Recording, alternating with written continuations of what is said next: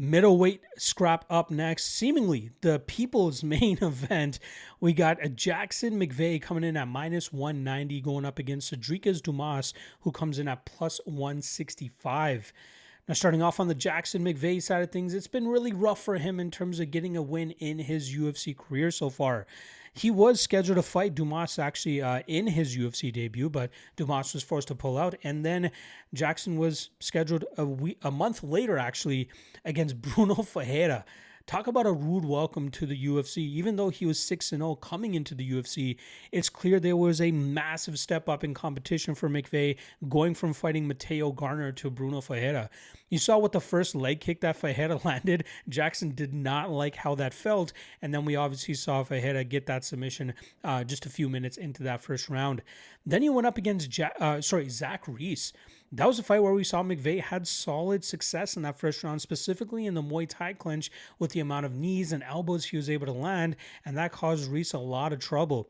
Unfortunately for McVey, in the second round, Reese was able to get to the grappling and eventually find a submission, which is normally the path to victory for McVey.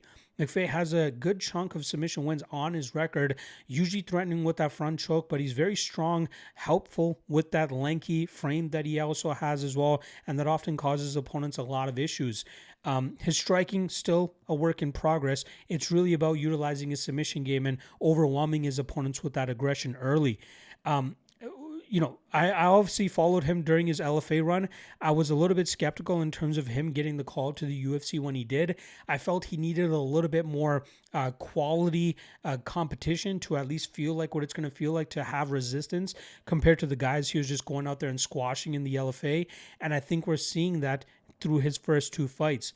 Luckily for him, he's going up against Cedric Dumas this weekend, who has really been struggling at this stage of his career and really not turning into that guy that had that, quick submission win over Matej Peñas on the Contender Series, which earned his way to the UFC.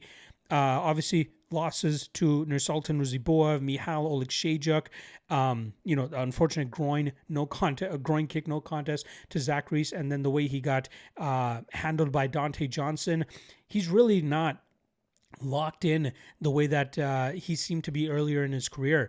He did have that win against Denis Tuliulian, a lot of sticking and moving, some clinch work as well. I think he's best when he can utilize his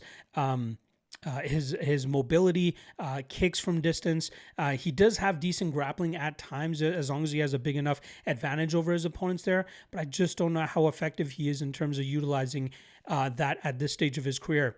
Mixing all the, criminal shit that he's gotten himself into, arrested, had an ankle monitor on, and that's why he had one of his fights canceled as well. Very, very unfortunate run for him, and really not the prospect that a lot of people were expecting him to be.